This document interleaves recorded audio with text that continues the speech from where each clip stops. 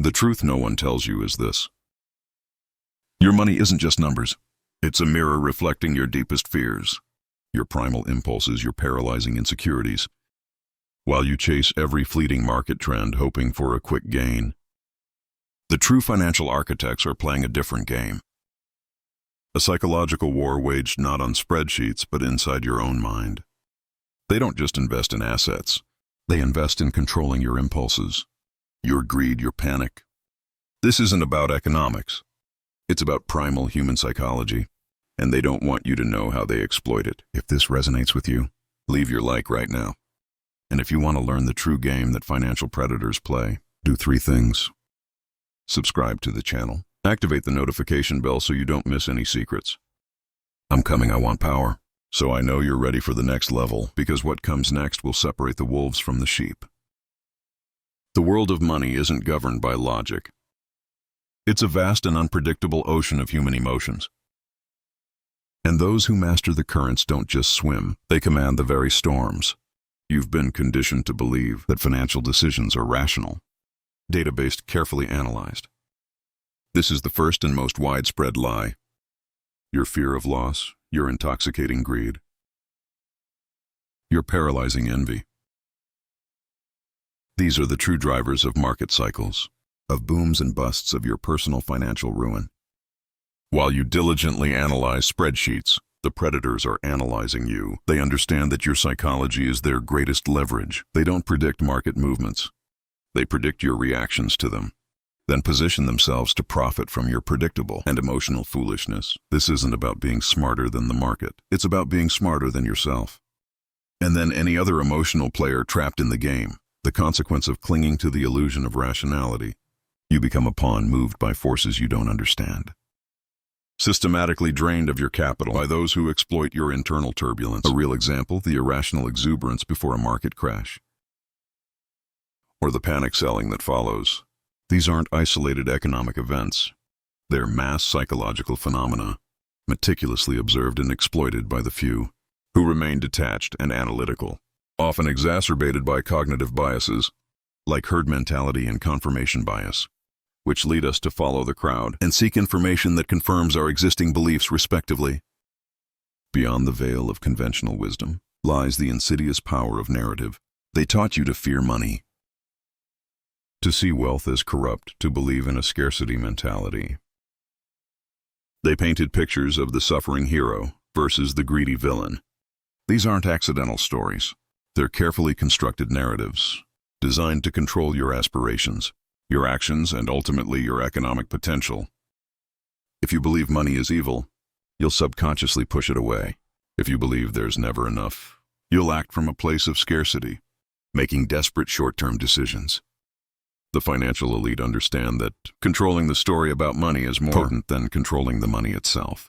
T from T financial literacy narrative to focus on budgeting and saving.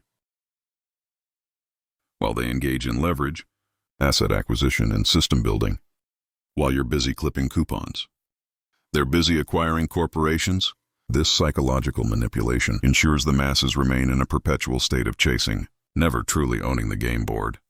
Consider the carefully crafted public images of philanthropists who extract billions through ruthless business practices, only to donate a fraction, thus shaping a narrative of benevolence that distracts from their systematic consolidation of power. The consequence of buying their narratives, you remain trapped in their mental prisons, limited by beliefs that serve their interests, not yours, forever reacting to the world they built for you.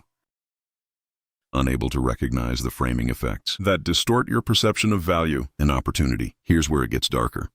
You're constantly driven by the tyranny of comparison.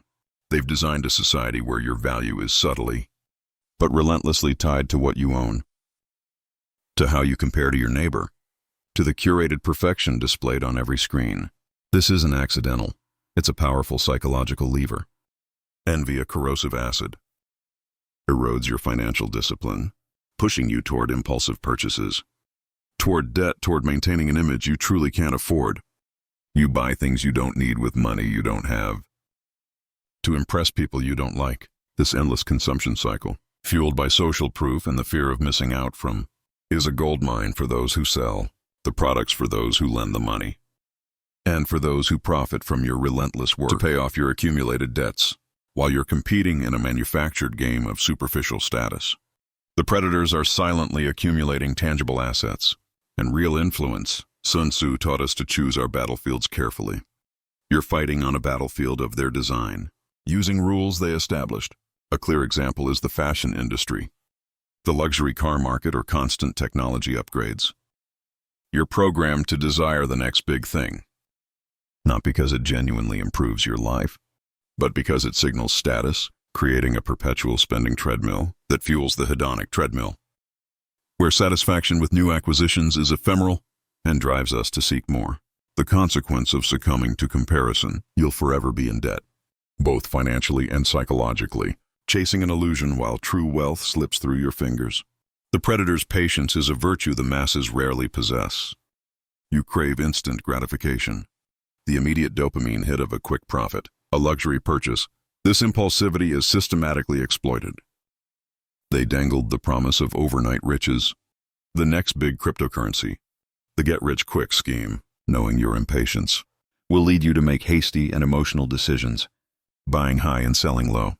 Meanwhile, the true masters of wealth employ an almost unsettling ancestral patience. They understand the power of compounding, the exponential growth that accumulates for those who wait, who position themselves early, and who resist the impulse for immediate returns. They invest for decades, not quarters, allowing time to be their greatest ally, transforming small initial inputs into colossal empires. Think of Warren Buffett, who built his fortune not through rapid-fire trading, but through decades of disciplined and patient value investing. His success is a testament to the fact that money hates impatience and loves predictability. The consequence of lacking this predatory patience: you'll constantly be chasing the tail of trends, losing money. To those who have the vision and discipline to play the long game, you become fuel for their strategic fire. Your impatience, feeding their lasting wealth due to a high time preference, the preference for immediate rewards over larger future rewards. Here lies the danger. Your perception of risk is fundamentally flawed. Distorted by fear and greed, the masses either avoid all risk, clinging to the sterile safety of guaranteed mediocrity, or engage in reckless gambling, confusing speculation with strategy, driven by an unbridled desire for quick riches. Neither path leads to true dominance. The financial predator, however, operates with a nuanced understanding of calculated risk. They don't avoid risk, they manage it, quantify it, and exploit it. They understand probabilities, build contingency plans, and execute with surgical precision when the odds are in their favor, or when the market's irrational fear presents an undervalued opportunity. Machiavelli stated that a prince must be a fox to recognize traps, and a lion to scare wolves. This applies directly to finance. The ability to identify undervalued assets when everyone else is panicking, or to sell when the market is you, requires an objective and detached assessment of risk, not obscured by emotional contagion. Consider private equity firms that acquire distressed assets when others are fleeing, transforming perceived failure into spectacular profit, or hedge funds that use derivatives to mitigate downside risk. While pursuing alpha, the consequence of a flawed risk perception: you'll remain stagnant, never grow in your wealth beyond the minimum, or suffer catastrophic losses. Becoming a victim of your own emotional biases, like anchoring bias, attachment to an initial reference point, or loss aversion to loss, which makes us avoid losses more than seek gains. The illusion of individual effort must be broken. You're taught to work hard to earn your money, believing that your personal labor is the primary driver of your wealth. This keeps you isolated, limited by your own finite time and energy. The powerful understand that true wealth is generated through leverage, using other people's money, other people's time, other people's networks, OPN or technology to exponentially multiply your efforts. While you're trading hours for dollars, they're busy building systems, acquiring assets that generate passive income, and deploying capital through others. This isn't about working harder, it's about making your capital, your influence and your ideas work harder for you. Through the coordinated efforts of many, a historical parallel: Andrew Carnegie didn't personally mine all the coal or forge all the steel. He built an empire by mastering the leverage of capital, industrial systems, and a vast workforce. Modern tech giants don't personally write every line of code or deliver every package. They build platforms and logistics, networks that leverage millions of users and workers. The consequence of relying solely on your own labor: you'll always be limited by your own bandwidth, confined to linear growth, and forever dependent on your personal output. Never truly experiencing the exponential growth that defines generational wealth and justice. They sold you the beautiful lie of fair play, of equal opportunity, of a level playing field. This is perhaps the most insidious psychological trap of all, designed to prevent you from recognizing the zero-sum games that define the highest echelons of financial power. While you insist on fairness, I'm playing by rules that are often rigged. The predators are rewriting those rules, manipulating the boundaries, exploiting every loophole, and ensuring that their gain often comes directly from someone else's loss. In many high-stakes financial arenas, for one to accumulate vast wealth, another must necessarily yield ground. This isn't a moral judgment. It's a brutal fact of power dynamics. Your emotional attachment to fairness blinds you to strategic opportunities, makes you hesitate when ruthlessness is necessary, and leads you to accept outcomes much smaller than you could command. Machiavelli argued that a ruler must often act against faith, charity, humanity, and religion to maintain his state. In finance, this translates to detachment from conventional morality. When strategic advantage is at stake, the consequence of clinging to the concept of fairness, you'll be perpetually outmaneuvered, leaving vast sums on the table, becoming a sacrificial lamb for those who recognize the true, often ruthless nature of the game. Taking advantage of information asymmetry, where one party has more or better information than the other, and regulatory capture, where industry influences regulatory agencies in its favor. Mask of indifference is your most potent financial weapon. Your emotions are liabilities in the world of money. They make you predictable, vulnerable, and manipulable. The true financial predator cultivates an almost unsettling emotional detachment. They can observe market crashes with the same calm as a rising tide, making objective decisions based on cold analysis. Not panic, they can invest in industries that others consider morally questionable, not out of malice, but from a dispassionate assessment of profit potential. This isn't about becoming a psychopath. It's about mastering your inner state, preventing your passions from clouding your judgment or dictating your actions. Your ability to separate your personal feelings from your financial decisions is the supreme power in a world governed by emotional volatility. Robert Greene in the 48 Laws of Power speaks of cultivating an air of calm detachment. This allows for lucid strategy, free from the anxieties that paralyze others.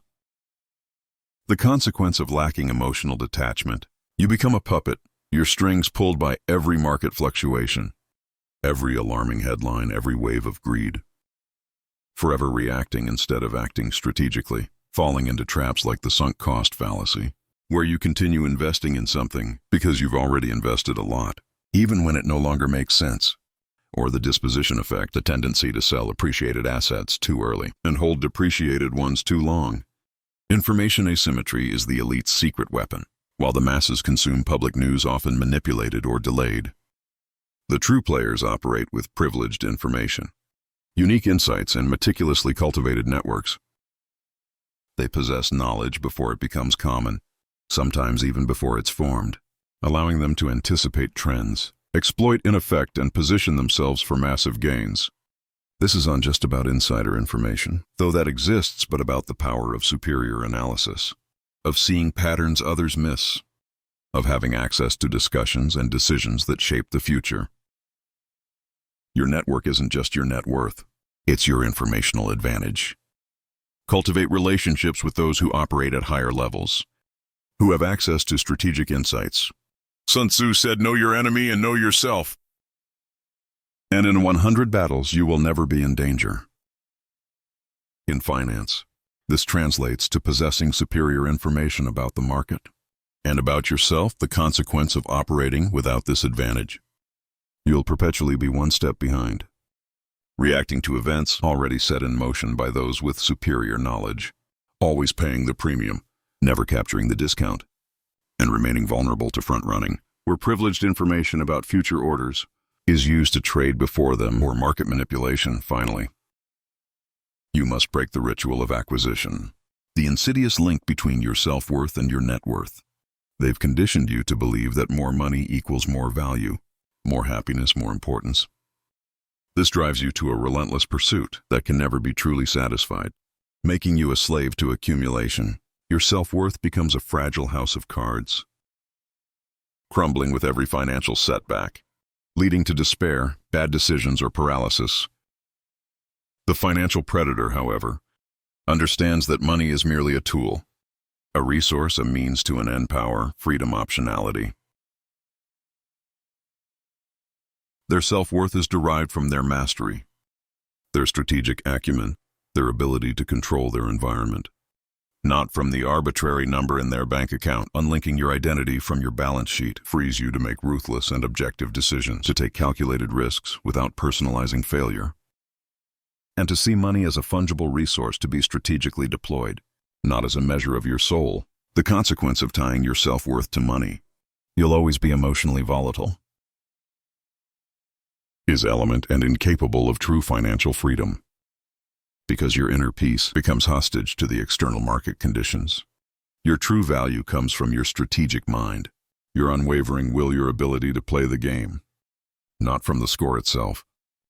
This isn't a gentle invitation to a pleasant journey. It's a call to a radical identity transformation, a brutal path forged in self-confrontation and strategic mastery. The money game is psychological warfare, and your mind is the final battlefield. You've been armed with forbidden knowledge, truths that shatter illusions, and empowering strategies for the few. The choice is yours. Remain a victim of your own psychology, a casualty of a game you don't understand, or become the architect of your financial destiny, a predator who wields the psychology of money as their most formidable weapon. Your financial future, your freedom, your power, everything depends on the path you choose. Will you choose to see the game as it truly is and master it? Or will you remain a sheep leading yourself to the slaughter, blinded by comforting lies and emotional impulsivity? Now you have a choice. You can close this video and return to your normal life, back to the illusion, or you can take the next step. If you really want to master this game, if you're ready to shed the sheepskin and embrace the inner wolf, subscribe now if you haven't already. Share this video with someone who needs to wake up from the matrix, someone who deserves to know the truth, and comment which of these laws you'll apply first. Which truth hit you hardest? Predators act. They don't hesitate prey, just watches paralyzed by fear and indecision. What do you? Prove it to me in the comments. Your transformation begins.